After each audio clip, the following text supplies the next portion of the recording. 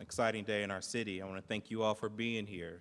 I want to thank my colleagues, Councilmember Mitch Brown and Emmanuel Remy, for being here. So over the last 2 months, we've been listening. More than 1,600 of our residents provided feedback via our survey. We've heard from supporters and we've heard from opponents. We've heard voices from across the spectrum. I've also learned a lot from my fellow council members, Priscilla Tyson and Michael Cinziano. These two members both serve as our city representatives on the Greater Columbus Arts Council Board and are strong leaders for innovation, education, inclusion, and all the goals that I believe that the plan we will discuss today can advance. In Columbus, we are motivated by a vision. We are building together a vibrant city that is inclusive for all and responsibly invest our resources. We have two problems to solve: the need to invest in our creative economy and the need to invest in our aging public arts and events facilities. Based on public input and research conducted by Columbus City Council, today we are calling for an alliance for the arts. This is broader and more inclusive than our past generation of investments in the arts. I want to thank specifically Dr. Drake, who is represented today by Stacy Rostowski from The Ohio State University, our friend and community leader Tom Katzenmeyer from GCAC, Don Brown from the Convention Authority, business leaders and neighborhood leaders who are joining us today, like Jim Kunk and Larry James, Stephanie Coe, and Jim Sweeney. I think about Columbus and where we're going, where we are today and where we've come from, and it helps to focus where we can go. Columbus is a practical city, a smart city, but we take a while sometimes to do the big things, to do the bolder things. I believe that investing in our arts is not only bold, it's needed now if we want to see Columbus become a truly world-class city. So think about the Ohio Theater, the Southern Theater, and the Lincoln Theater. Each was a gem in its generation, an attraction that made us proud. However, each fell close to ruin and the wrecking ball, but each was saved through public-private partnership, but at great expense because we waited so long to invest in them. The lesson there cannot be ignored. Our civic gems, the bricks and mortar facilities, are important to our future. For what we build, what we maintain, and what we improve is a testament to our values. Spaces like the King Arts Complex and COSI make clear our commitment to art, culture, and science. But even more important than spaces are our people. We have a responsibility to open doors of arts and culture and imagination to our kids, to our neighbors, and those who cannot always afford a ticket to the shows. So, what happens if we don't make this investment? Our arts, our culture, our sports, and our entertainment will likely wither. The jobs, economic activity, and vitality that makes our community so great could fade. Kids and families could be locked out of the events that we all value. We will be judged on how we prepare the next generation. The next great artists and entrepreneurs are in Columbus City Schools classrooms as we speak, and every one of them deserves a chance to learn and to grow. Every kid should be welcome to the new Children's Garden at Franklin Park, to see the dinosaurs at COSI, to get inspired by art and music and dance and nature and science at our shared Columbus assets. The city, the county, and our entire community have a responsibility to keep these gems world-class. So we're here today, after months of discussion. GCAC has brought us a reasonable idea to add a fee to tickets sold on events. To raise new dollars, we could reinvest in arts, organizations, artists, and civic arenas of Columbus. We are proud to stand here today with a path forward, an updated plan, and allies to invest in our creative future. As you can see from the boards around me, our plan is to create two funds, supported by a 5% fee on tickets. This plan is framed by three questions. What is the money for? How much is the fee? And who pays? So start with what's the money used for. Creativity and stability are the cornerstones of this plan. Here's how we propose to invest the funds from a 5% ticket fee. The Creativity Fund, also known as Fund 1, increases inclusion and access for families. It can nearly double the grants to artists and small arts groups and support for our great festivals. It will also greatly increase funding for our major arts groups, our symphony, our opera, our ballet, jazz arts groups, museums, and our venues. To be clear, the Creativity Fund comes from the ticket fee on art groups from major venues other than Nationwide Arena. The second fund, the Stability Fund, protects public buildings, including Nationwide Arena, COSI, the King Arts Complex, the Lincoln Theater, Franklin Park Conservatory, and a number of other facilities that we all enjoy. Nationwide Arena is home of the Columbus Blue Jackets and attracts national events, conventions, conferences, and performances. Around half of the visitors to Nationwide Arena come from out of town. This building is a cornerstone of Arena District, and we own it as a community. If it breaks, we already have to find money to fix it. If it needs upgrades, or seats, or plumbing, or a roof, the city, the county are already responsible. This is just the reality. This civic asset brings millions of people and millions of dollars to Columbus, supporting thousands of jobs and energy of our downtown. Beyond the arena, what many don't notice is that the city of Columbus is already a leading investor in public and other public facilities, $7 million in 2018 alone. So these aging buildings are not getting any younger, and this plan helps us invest in stabilizing all of them. The Stability Fund gets revenue solely from Nationwide Arena ticket sales. And we want to make sure and make this clear that no other venue's revenues will be spent on the needs of our civic arena. In December, we will introduce legislation to create these two funds, the Creativity Fund from the ticket fee on the arts groups and major venues, and other than Nationwide Arena. These dollars will be used to nearly double the grants to artists, bolster our lagging funding for the arts organizations, and improve access for families. The Stability Fund we just talked about will come again from fees on Nationwide Arena. 80% of this fund will support the building's capital needs. The remaining 20% will be awarded to other capital buildings through competitive grants administered by GCAC. At 5%, this fund could raise $3 million, with $2.4 million going to the arena, from the arena, and $600,000 going from the arena to other buildings. However, in Columbus, we don't go it alone, and that's why we've encouraged GCAC to continue conversations with regional partners like the Franklin County Commission on this effort. Franklin County and the City of Columbus are partners in many of these civic facilities. We will continue to work with the county to ensure that this is a community solution for stability. The second major issue of debate was the rate of the fee. How much is this going to cost? We've looked at various estimates, we've listened to many interests, and explored various fee models. At the end of the day, 7% was too high. We are lowering the rate to help protect the many national and local businesses presenting shows in Columbus.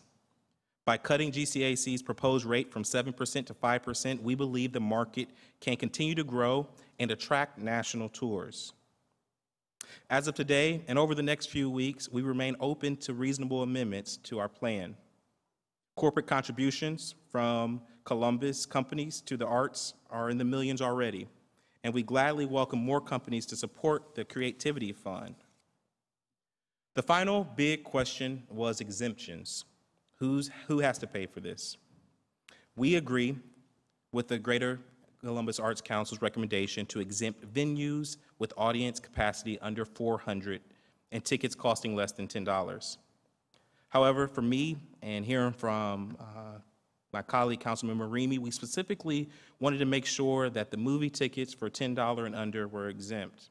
I can say growing up on the South Side, I know how important a simple trip to the movie is to a single mom and to her kids. And we don't want to add any more due burden. Finally, we have the big question within the exemption conversation, college sports. While it was far from tested in the courts and it's not in the state of law, our city attorney and others concur that it is legally very difficult to levy a fee on Ohio State University athletic tickets. The Ohio State University is a critical partner for our city, a point of pride for millions. Go Bucks, especially after this weekend. I spent time in the past few weeks in discussions with President Drake, talking about our shared vision, our responsibility, and our shared destiny. I appreciate his personal commitment to stacking hands to build new alliances between OSU arts programs and our community's great arts groups. This is in line with OSU's commitment to invest millions of dollars into a campus arts corridor, creating an even better connection to the neighborhoods around campus. I want to thank Stacy and Trudy for being here representing Dr. Drake today and for their commitment to stacking hands for this important effort. Our team is now turning these ideas into legislation. We will continue to consider ideas and changes, but we feel this is a fair plan, a bold plan, and a realistic plan that addresses the biggest concerns of our residents and stakeholders. The fee is lower than GCAC proposed, but thanks to our allies, we will have a huge impact for generations to come. I'd now like to turn and welcome up to the podium Tom Katzenmeyer to say a few words.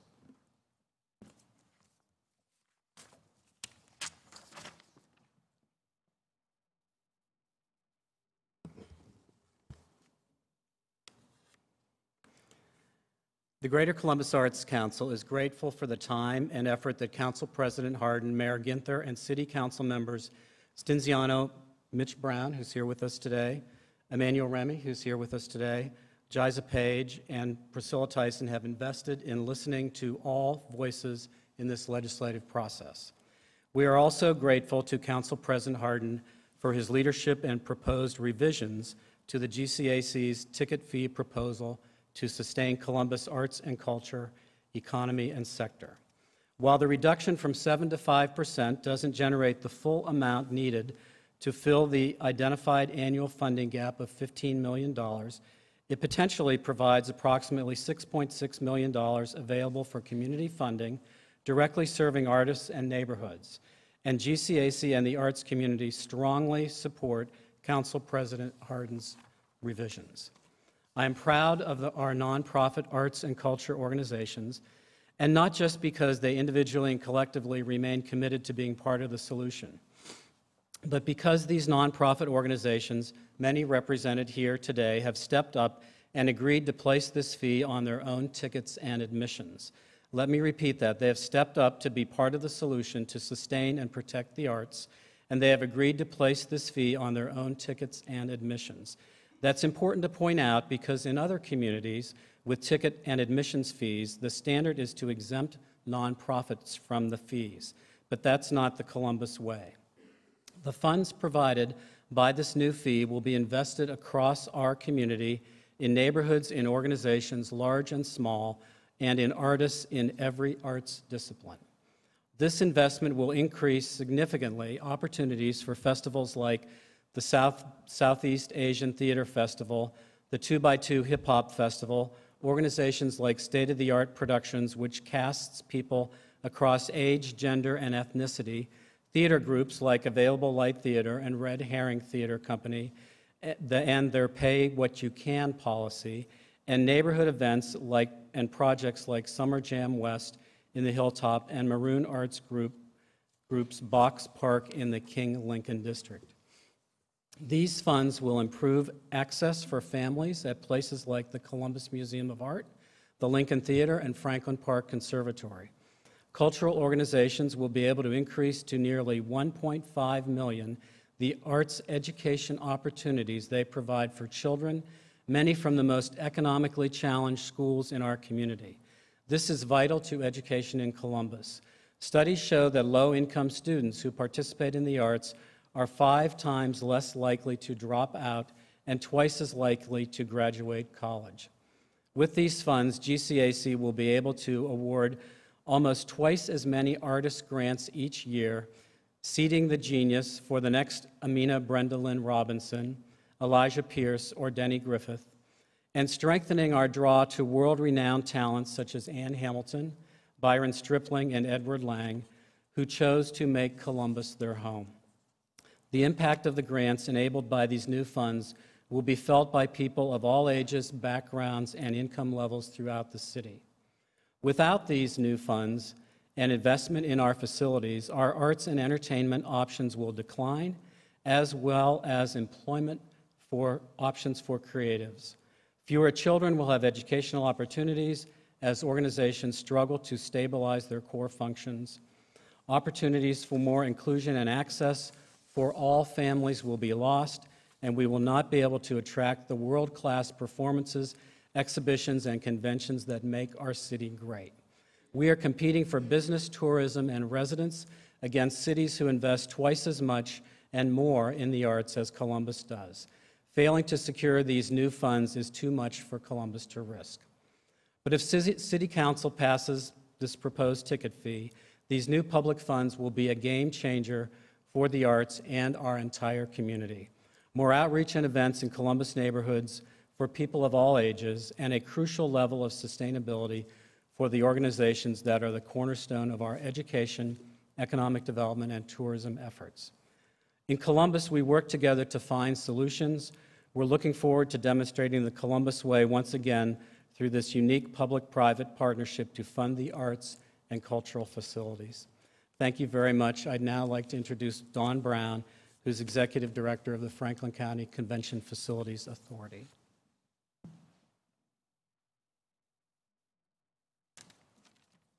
Good afternoon. I'd like to thank President Shannon Hardin for his extraordinary leadership on a very complicated and difficult issue. I'd also like to thank his council colleagues for their courage and decisive commitment to solving some very difficult and challenging but important community-wide issues. I want to make clear that this legislation provides that Nationwide Arena will rely solely on ticket revenue it produces for events at Nationwide Arena, and it will not receive any ticket fee revenues generated from any other venue or event in this community. This makes Nationwide Arena and will make Nationwide Arena self-sufficient and self-reliant. The arena will make a substantial contribution to the overall arts stability in this community. This is the right thing to do, as the arts contribute so much to the overall economic and cultural viability of this community, which also benefits the arena. The arena also, along with the convention center, helped to anchor a $7 billion visitor and convention and tourism industry in this country, in our community. And that's important to securing thousands of jobs and thousands of businesses' livelihood. Revenues generated from ticket buyers at Nationwide Arena will be reinvested back into the arena for capital needs at the arena. Council's action on this and commitment to this plan couldn't come at a better time. It was less than 3 weeks ago that the lighting system failed in Nationwide Arena for 15 minutes, halting Blue Jackets game. We're happy the council will act on this plan at this time so that we can get ahead of a failure of the sound system before the next KISS concert or before the next Elton John final tour. But we intend to do more than that. The roof on this facility will reach its the end of its 25-year useful life within 5 years. We intend to replace the roof. We want to renovate the restrooms on the concourses and upgrade and freshen all of the food concession areas. There's that $7 million scoreboard that needs to be replaced within 5 years. So there are a number of large and important infrastructure systems, knees and hips, in the arena that need to be replaced, as well as a few tummy tucks and a few facelift items. Revenues generated from ticket buyers, again, will be reinvested into these needs. This will extend the useful life of this civic asset for event goers in our community for another 20 years. While the 5% fee is less than what we've asked for and will not meet our entire capital need, it is far more than what we have today. And it represents a fair and thoughtful approach that charges a fee on tickets sold at the arena to almost half of the ticket buyers who live outside the city. And so we are really asking those fans and patrons to meet the needs of the arena, as well as to make a substantial contribution to the arts and cultural community in Central Ohio. We thank you for your leadership. It's my pleasure to introduce Larry James.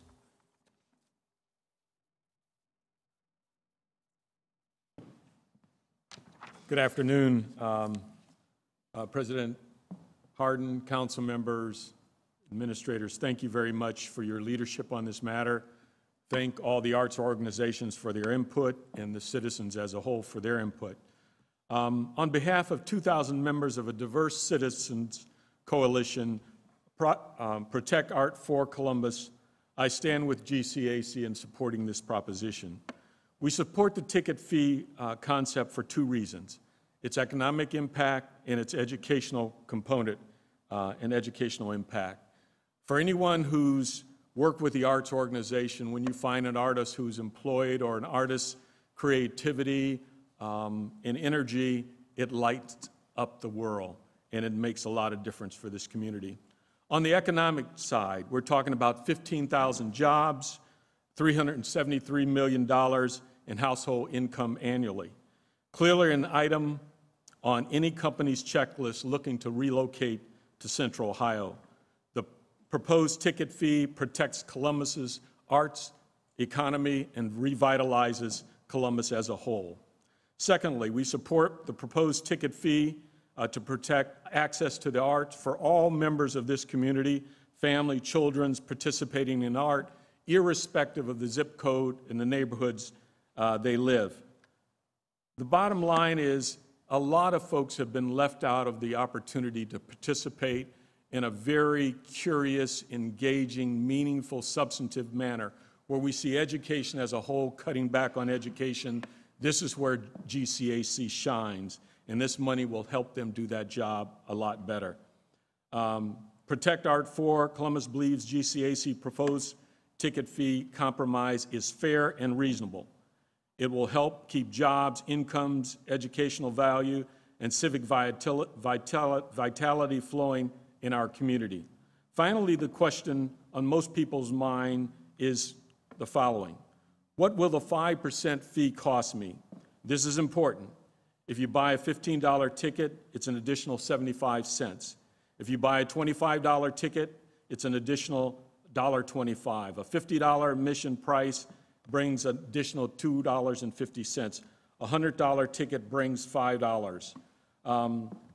I join with the arts community in saying this is a fair, reasonable, rational proposal that will help the entire community, irrespective of where they live. And having spent 16 years as president of the King Arts Complex, 10 years at the Lincoln Theater, 6 years on CATCO's board and a number of other arts organizations, it matters. It makes a difference. So President Hardin, council members, thank you. Councilman Ramey, I'll bring you to the floor. Thank you.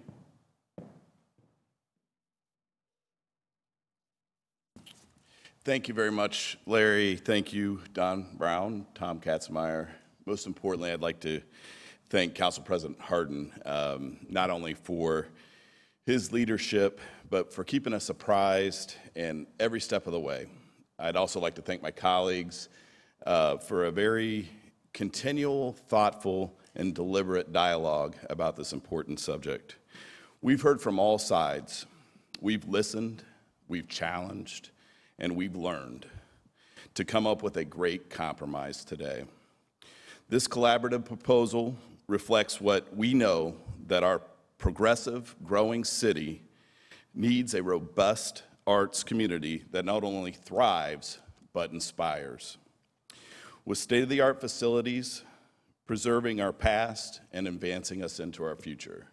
I think that this plan does just that, and I'm excited for our hearing on Thursday, and I look forward to further dialogue. I'd now like to ask Council President Hardin back up to the stand. Thank you, Council Member, and thank you to all the partners, and thank you all for being here. This all came down to engagement, to listening, and I would not expect any more that for an important topic about the future of our community, about something that we all cherish, art and culture, the vitality, what makes Columbus great, that so many voices would be at the table. I hope that throughout this process, folks will not say that folks were not heard. I hope that you can see your engagement in this plan. Where do we go from here? On this Thursday, we hold a public hearing right here in council chambers.